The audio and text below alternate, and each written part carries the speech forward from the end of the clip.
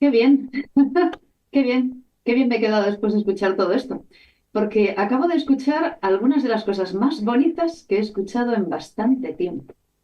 Una de las frases más bonitas que he escuchado jamás acaba de decirla ahora Sebastián. Jesús no entiende la eternidad si tú no estás.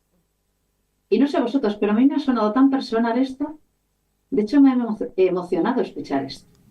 Dios no entiende la eternidad si Esther no está allí. Y Dios no entiende la eternidad si Richard no está allí, si Sara no está allí, si Julián no está allí, si cualquiera de vosotros que está viendo esto no estáis allí. El plan es ese, que tú y yo estemos. El plan es que nos arrepintamos y que busquemos la manera, ¿verdad?, de no quedarnos aquí. No te conformes con esto, acaba de decir también. Ve más allá, mira más allá, ve más lejos. Qué idea tan bonita. Esther, tú eres una princesa, eres su princesa también. Qué bonita idea. Tú formas parte de su plan. Caramba, no había visualizado yo a Sara de esa manera. Es espectacular. Solemos hablar de Abraham, pero no había reparado en la idea. Es verdad, el plan no contaba, o sea, contaba con Sara.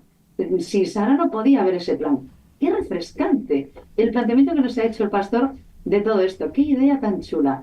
Bueno, y me quedo eso con una imagen tremendamente reveladora, refrescante, novedosa. Qué bien. Me voy a quedar con esto. Jesús no entiende la eternidad si yo no estoy allí. Bueno, qué bonito. Sara, que además llevas el nombre de la protagonista. ¿Qué te parece? ¿Cómo te ha sentado todo esto? Este, nunca había entendido el significado de mi nombre hasta que una vez en el colegio, en bachillerato, un chico se acercó y me dijo, tú eres princesa de Dios. Y yo me quedé y me dijo, y me dio el significado de mi nombre y yo, wow, sí, soy una princesa de Dios.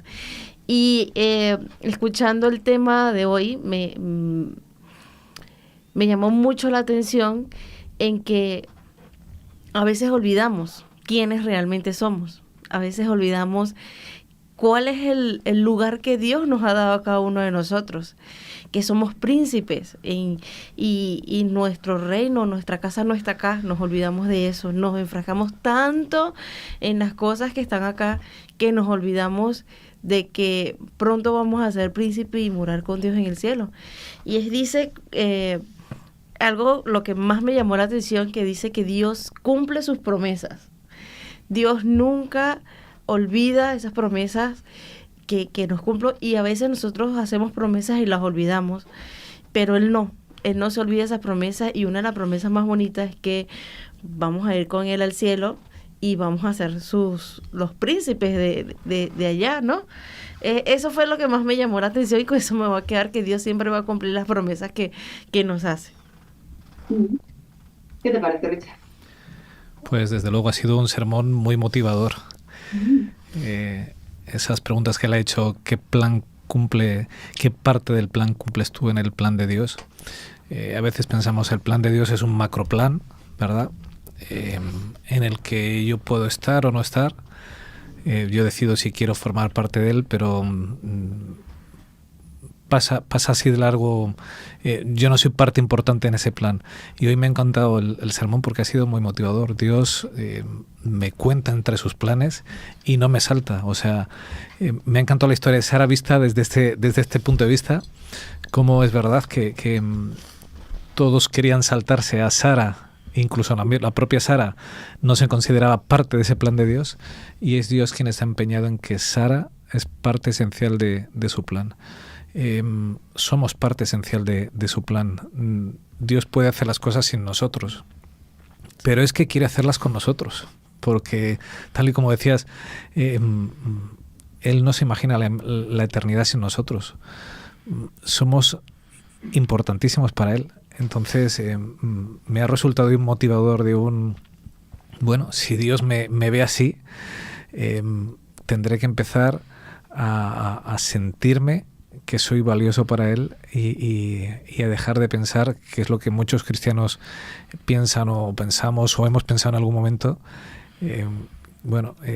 Sí, Dios vino a morir por mí, pero no soy tan importante como para que Él se detenga a fijarse en mí. Y la historia que nos ha traído hoy Sebastián es que sí, soy esencial, soy lo más bonito que Dios tiene y por quien está dispuesto a parar el tiempo, las circunstancias y a removerlo todo para que se cumpla su plan conmigo. Es evidente, lo decimos muy habitualmente, que Jesús murió por todos y cada uno de los seres humanos. No hay excepciones, ¿no? Uh-huh. A ese hecho, a esa realidad. Y yo notaba mientras estaba hablando el pastor que probablemente muchas veces no tomemos el plan de Dios en serio, que no nos lo tomemos suficientemente en serio como para hacerlo personal, ¿no? O que pensemos efectivamente que hay excepciones a todo esto. Y yo me atrevía a anotar una pregunta, ¿no? Al hilo de algo que estaba diciendo él. ¿Quién no forma parte del plan de Dios? ¿Quién no? Porque claro, cuidado, a lo mejor habría personas que crean, lo comentábamos antes también, ¿no? En algún momento de la escuela sabática, a lo mejor hay quienes creen que hay gente que no forma parte del plan de Dios. Y me resultó muy curiosa esa alegoría que hacía, ¿no? Con respecto a qué va a ocurrir cuando lleguemos al cielo y nos encontremos con el ladrón de la cruz. Hemos dicho en la escuela sabática, ¿no? Que estábamos hablando de un asesino, y que estábamos hablando de alguien que merecía, comillas, cruz según la justicia de la época. Pero él va a estar allí. Es una promesa que Jesús le ha hecho, ¿verdad? Sabemos que va a estar allí, porque evidentemente le reconoció como Salvador y se asió de esa salvación. Claro, y vamos a llegar allí y ¿qué nos vamos a encontrar? Creemos que hay alguien que no forma parte del plan. ¿Y qué idea nos ayuda a tener eso? Es decir, estamos en disposición de reconocer que esa justicia de Dios de la que hablamos en la escuela sabática es para todos y de que la Tierra Nueva está planeada para que todos podamos estar allí. No quiere decir que todo el mundo se vaya a salvar, sino que el plan es que todos nos salvemos. ¿Cuánto tenemos que abundar todavía en esta idea? ¿Qué nos falta para que lleguemos a esta idea? ¿Qué os parece? Fíjate que hablabas de sorpresas, que él ha hablado de sorpresas en el cielo. Yo creo que la mayor sorpresa es cuando nos veamos nosotros allí, ¿vale? Porque en realidad es un acto tan inmerecido. Esta mañana hablábamos de justicia y de amor. Es tan inmerecido que yo esté allí, que fruto simplemente del amor. Pero la mayor sorpresa que debiera darnos no es que esté mi vecino o que esté esta persona o aquella. Lo que más debiera de sorprendernos es que estemos nosotros, que somos los que mejor nos conocemos. Entonces, sí, debiéramos de apuntar ahí a que el cielo es el lugar donde vamos a llevarnos sorpresas inesperadas que son fruto de lo que hablamos en la escuela sabática, de la misericordia, del amor y de un Dios que nos ve imprescindibles con lo prescindibles que nos vemos nosotros y que vemos a nuestros vecinos y a nuestros prójimos. Bueno, es una idea muy refrescante que nos haya comentado que el plan de Dios está en toda la Biblia. El plan de Dios evidentemente es la salvación de todas y todos y contamos con ello, aunque esa salvación pues está al alcance también de todos aquellos que deseen ser partícipes de esta idea. Me gusta mucho la idea de ampliar, ¿no? De abrir focos y de que efectivamente podamos hacer que todos y todas nos sintamos protagonistas de la historia. Me ha gustado utilizar la palabra protagonista también, porque tú y yo somos protagonistas de nuestra propia historia, pero somos protagonistas también del plan de Dios. Qué bonito recordar eso, que de alguna forma tú tienes también tu función, tu papel, y posiblemente mucho más relevante de lo que hubieras imaginado nunca. Habrá que reivindicar esto, habrá que vindicar también a personas que a lo mejor creen que no están a la altura de, o a personas que tienen que desarrollar todavía una autoestima personal y una autoestima espiritual que les ayude a sentirse lo que realmente son, príncipes y princesas. Qué bonita idea. Y que además nos sintamos todos igualmente útiles como herramientas, como él lo dijo también, instrumentos escogidos, pues para poder efectivamente llevar adelante el plan que Dios tiene para este mundo, el que tiene para tu vida, para la mía, pero el que tiene también para todos y todas, el plan que tiene de salvación, el plan que tiene para este mundo. No sé si tenemos ya sentado a Sebastián a nuestro lado y nos puede estar escuchando. Lo tenemos. Hola, ¿qué tal? Muy buenos días, pastor, feliz sábado. Feliz sábado, un gusto verte. Un placer. Les decía a los compañeros que esta mañana, y te lo agradezco un montón, he escuchado algunas de las cosas más bonitas que he escuchado en un sermón. Bueno, y te lo agradezco, porque me has refrescado la idea de Sara y la idea del papel que cumplía Sara, de la función que cumplía Sara. Y me ha parecido realmente precioso recordar, por si me había despistado de esto, que Jesús no entiende la eternidad si yo no estoy allí. tendríamos, pastor, que hacer más llamados a la autoestima espiritual, ¿no? En el sentido de decir, oye, que todos los miembros de Iglesia y todas las pequeñas o grandes herramientas que hay en la Iglesia, todas son utilísimas para Dios y todas forman parte de esto. Vosotros, pastores, me temo, tendríais que también animar más esto, ¿no? Bueno, yo creo que sí. Evidentemente, sin ningún tipo de engreimiento y sin ningún tipo de no sé, de querer estar por encima de nadie, ¿no? Pero, por supuesto, el valor que Dios nos da como sus hijos, como seres creados por Él, pues es inmenso. ¿Qué valor le damos nosotros a nuestros hijos? ¿Cómo podemos pensar que el valor que Dios nos va a dar a nosotros es un valor menor? En absoluto. ¿Cómo es el texto, no? Cuando dice Dios aquello de que ¿quién de vosotros, si su hijo le pide pan, le da una piedra, o si le pide pescado, le va a dar una serpiente? Pues si vosotros, siendo malos, sabéis hacer buenas cosas, ¿cuánto más? Ese cuánto más a mí me asombra siempre. ¿Cuánto más vuestro Padre que está en los cielos hará por vosotros, ¿no? Así que sí, por supuesto. Por eso yo creo que el cristianismo, el mensaje de Jesús, nos da una condición asombrosa. No sé si puedo alargarme en lo que estoy diciendo. Todo lo que quieras. Pero lo vemos incluso, lo digo porque hay gente que establece diferencias entre el Antiguo y el Nuevo Testamento respecto al trato de Dios con los seres humanos. Lo primero que nos dice Dios en su ley es aquello de que no tendrás otros dioses delante de mí. Es decir, entre tú y yo no va a haber ningún intermediario. Yo soy tu padre, tú eres mi hijo. Y yo no quiero que haya faraones por en medio delante entre tú y yo. Yo no quiero que haya sacerdotes intermediarios entre tú y yo. Tú eres mi hijo y para venir a hablar conmigo, para venir a estar conmigo, no tienes que pedir permiso a nadie. Después de mí no hay nada más grande que tú en la creación. Y ese sentido nos lo está dando la creación, nos lo está dando la ley de Dios, nos lo está dando el mensaje de Jesús. Y a veces yo creo que por esa idea un poco, no sé cómo decirlo, ¿no? Pero por esa idea un tanto errónea que tenemos, tratamos de empequeñecernos, y sí, nos empequeñecemos delante de Dios, pero por su grandeza, pero su majestad, como hemos dicho en el sermón, es que somos su obra de arte. Y vuelvo a insistir, no es cuestión de orgullo, es cuestión de saber el valor que Dios nos da a cada uno de nosotros, porque somos muy amados.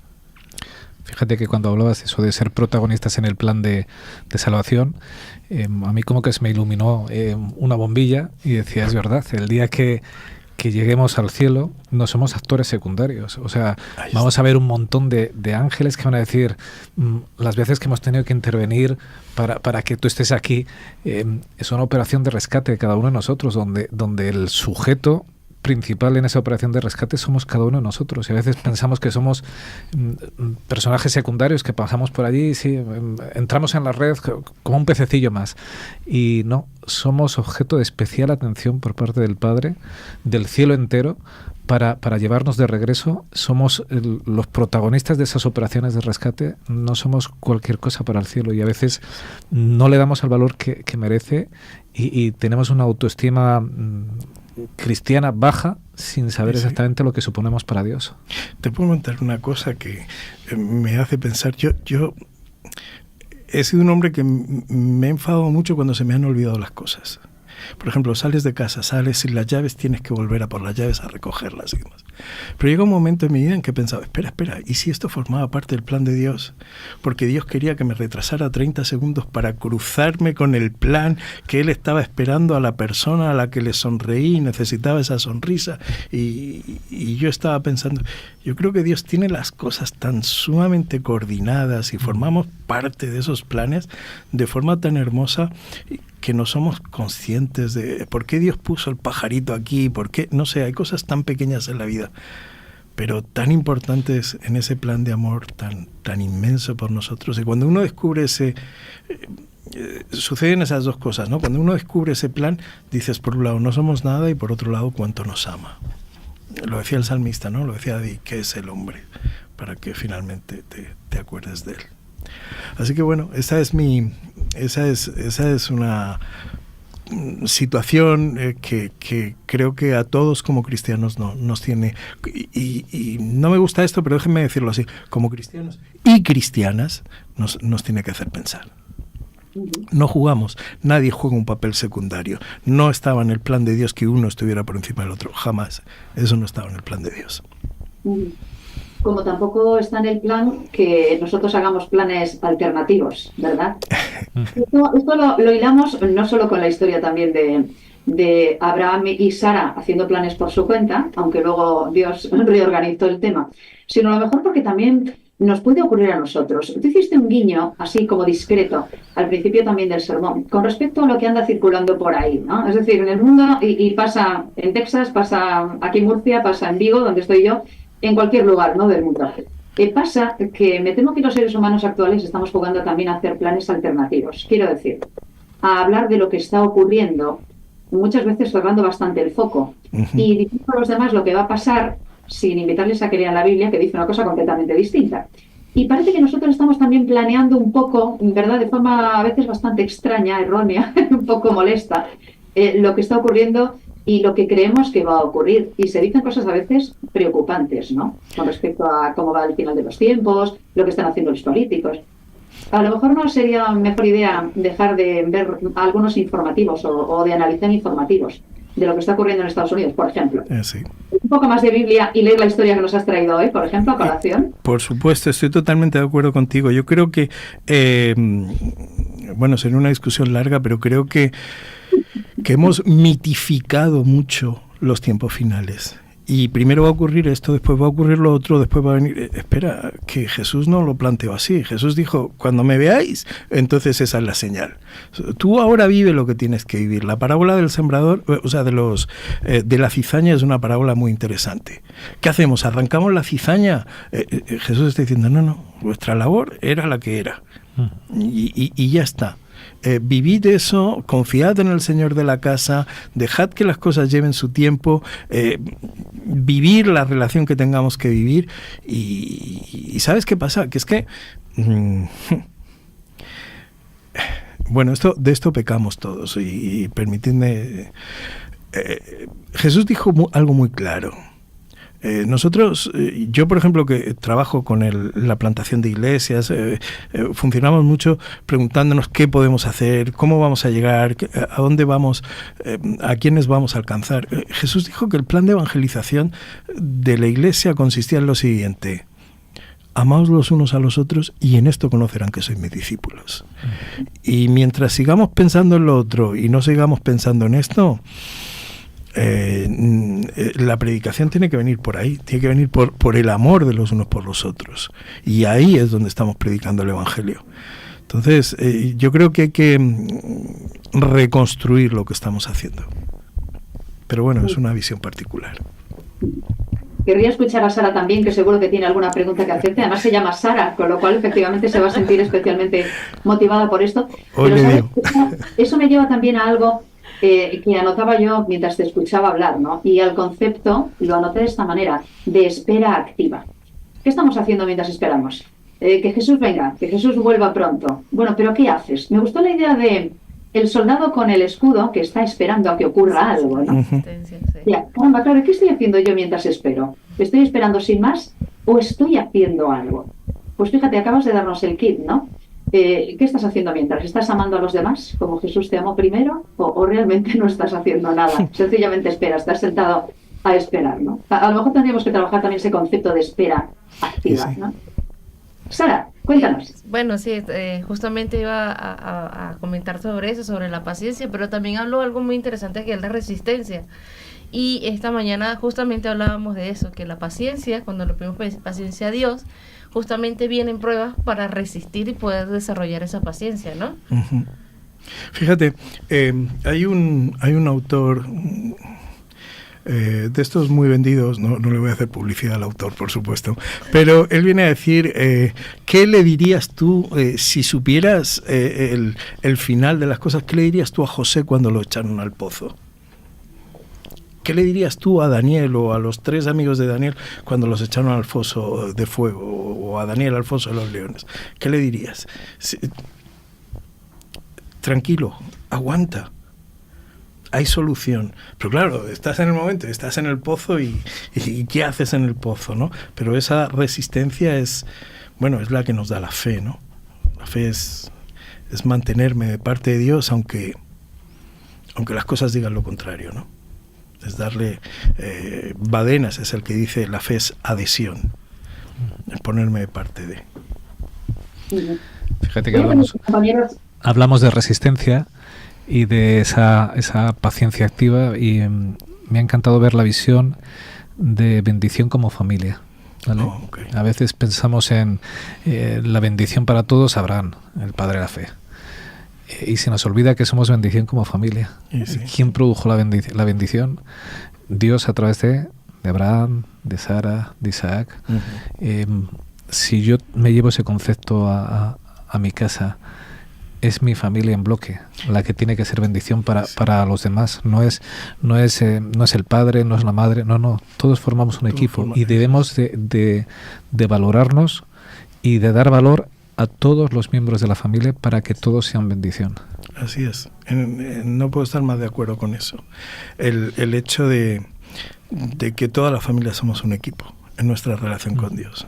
Y yo creo que uno de los grandes problemas en la Iglesia, sé que me estoy desviando mucho, pero uno de los grandes problemas de los cristianos es precisamente que no recibimos a Dios en forma familiar.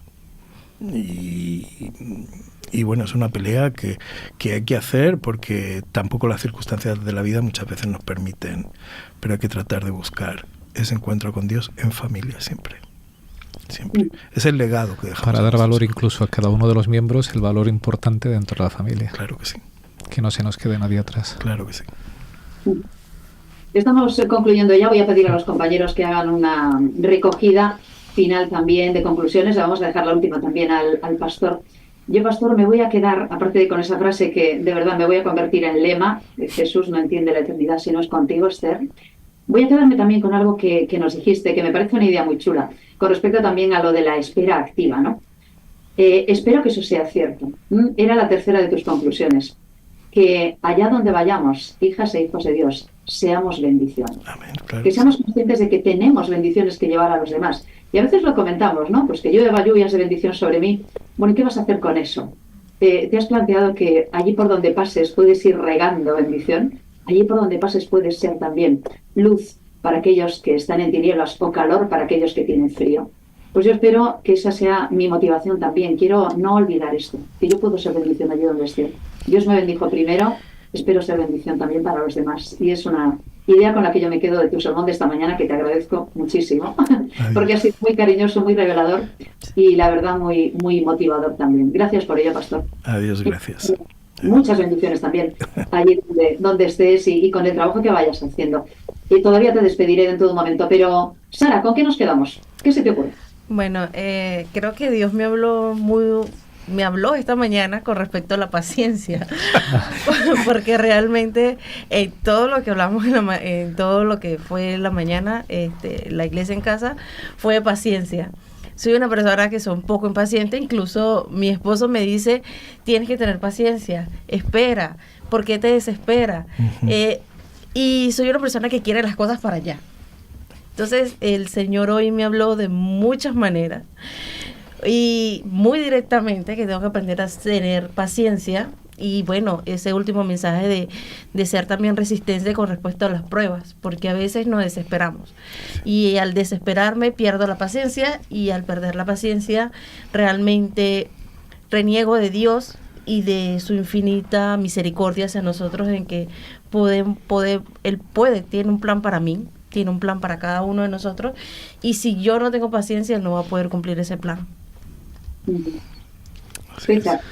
Pues mis conclusiones son muy parecidas a las tuyas, Esther, ¿sabes? Hemos estado ahí. En primer lugar, la frase que también me la anoto para mí: Jesús no entiende la eternidad si Richard no está allí. Sería un auténtico fracaso para mí, pero también para el cielo, que después de todo lo que han hecho, que yo sea tan torpe de decidir no estar allí. Pero me quedo también con la tercera de las conclusiones, porque me saltó una chispa cuando Sebastián nos dijo: los hijos de Dios donde van son bendición. Dije, no, no son, deben de ser. Y luego dije, no, pero ha dicho son. Y me quedo con una reflexión de esto. Si yo donde voy no soy bendición, es que no estoy actuando como hijo de Dios. Es que estoy ocultando lo que yo tengo. Si yo no oculto lo que soy bendición. Al igual que cuando se pusieron en marcha, Sara, Abraham, fueron bendición para todos. Cuando lo ocultaron, dejaron de ser bendición y trajeron maldición. Sí. Entonces, no es que debo de ser bendición, es que soy bendición mientras no oculte lo que soy. Soy hijo de Dios y soy un privilegiado por saber que soy hijo de Dios. Así es. Pastor. Sí, en base a lo que estabais diciendo, yo creo que Dios no nos da bendiciones para nosotros. Las bendiciones siempre son para compartir. O sea, tener una bendición para quedármela yo, eso no termina siendo una bendición. La bendición siempre es para compartir. Y Dios nos da más bendiciones a medida que más compartimos.